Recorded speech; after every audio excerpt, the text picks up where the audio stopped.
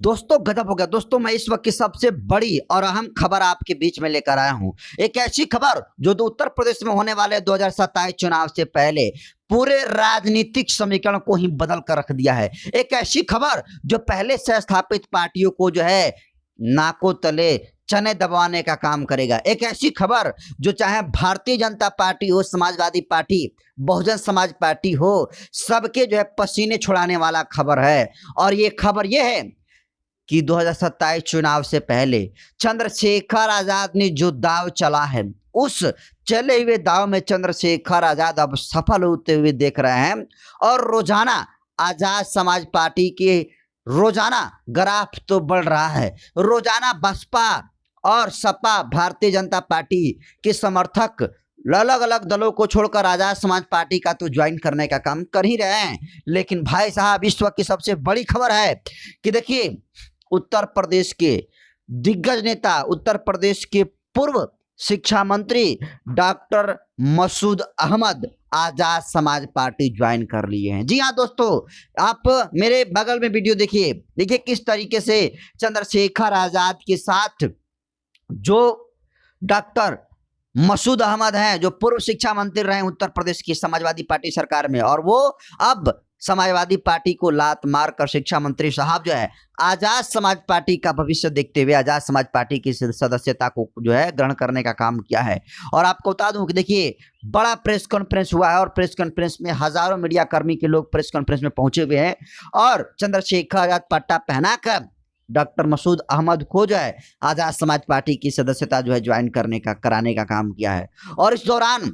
Doctor Masood Ahmad जो पूर्व शिक्षा मंत्री हैं, वो ज्वाइन करने के साथ ही वो जो है भारतीय जनता पार्टी पर, इसके अलावे आपको बता दूं कि समाजवादी पार्टी पर हमला बोलते हुए डॉक्टर मसूद अहमद ने कहा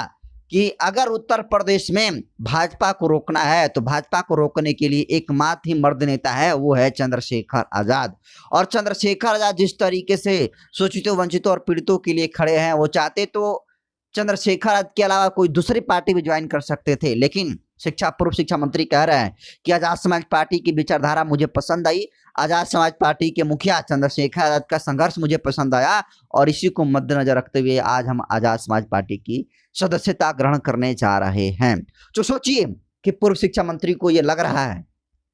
कि कहीं ना कहीं 2027 चुनाव से पहले जो जमीन पर सक्रियता आजाद समाज पार्टी की दिख रही है, जिस तरीके से चंद्रशेखर का ग्राफ बढ़ रहा है, सब लोग इस बात को एक्सेप्ट कर रहे हैं कि आजाद समाज पार्टी का भले ही उत्तर प्रदेश में सरकार न बने, लेकिन हाँ, आजाद समाज पार्टी अच्छे अच्छे का इस बार खेल बिगाड़ने जा रही है। और खेल ऐसे बिगाड़ेगी कि अगली बार जब चुनाव होगा तो आजाद समाज पार्टी को इग्नोर करने से पहले बड़ी से बड़ी पार्टियों के पैरों तले जमीन खसक जाएगी, क्योंकि अब जो है आर पार के मूड में चंद्रशेखर आजाद दिख रहे हैं। और अगर देखिए डॉक्टर मसूद अहमद जी की बात करें तो देखिए, ये पूर्व शिक्षा मंत्री हैं और अंबेडकर नगर की टांडा सीट से पूर्व विधायक रहे हैं। और सोचिए कि इसके अतिरिक्त कांग्रेस, सपा और भारतीय जनता पार्टी के समर्थित दलों के सैकड़ों नेताओं ने आजाद समाज पार्टी का दामन लखनऊ में थामने का काम किया। और सोचिए, चंद्रशेखर आजाद का नगीना मॉडल 2027 में भाजपा को सत्ता से उखाड़कर फेंकने का काम करेगा। देखिए, चंद्रशेखर आज कह रहे हैं, जब सत्ता परिवर्तन यात्रा चंद्रशेखर ने बिजनौर से निकाला और तीनों मंडलों में गए, तो चंद्रशेखर पूरे यात्रा में इस बात को जिक्र किया कि अगर पूरे देश भर में बहुजन समाज के लोग चाहते हैं कि नगीना मॉडल लागू हो, तो भाई आजाद समाज पार्टी को और चंद्रशेखर आजाद को आपको मजबूत करना होगा। आजाद समाज पार्टी मजबूत होगी तो जिस तरीके से चंद्रशेखर आजाद के संसदीय क्षेत्र नगीना में काम होता है, जिस तरीके से नगीना में जहां कहीं किसी भी बहुजन समाज के लोगों को बात करें या फिर सवर्ण समाज के लोगों के ऊपर जुर्म जाति हो रहे अत्याचारों पर बात करें, चंद्रशेखर आजाद जाति धर्म से ऊपर उठकर सबके लिए लड़ने का काम करते हैं। तो अगर चाहते हैं कि 2027 में उत्तर प्रदेश में नगीना मॉडल लागू हो और जिस तरीके से चंद्रशेखर आजाद सक्रियता से काम कर रहे हैं, जिस तरीके से तमिलनाडु के सीएम विजय थालापति जमीन पर उतरकर मेहनत करने का काम कर रहे हैं, इससे तो ये साबित हो गया कि अगर नए नवेले चेहरों को अगर मौका दिया जाए तो अच्छा खासा विकास एक स्टेट कर सकता है। और इसी को मद्देनजर रखते हुए सब लोग ये कह रहे हैं कि जो परिणाम और जो नतीजा तमिलनाडु के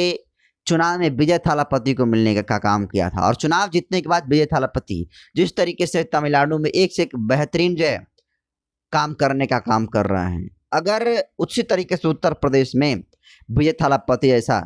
कानून लागू करना है तो एकमात्र नेता है चंद्रशेखर आजाद, जिसके हाथों को मजबूत करके उत्तर प्रदेश में आप तमिलनाडु वाला सिस्टम लागू कर सकते हैं। उत्तर प्रदेश में, पूरे उत्तर प्रदेश में नगीना मॉडल जो है लागू कर सकते हैं। तो आप सीधे तौर पर इस बात को समझिए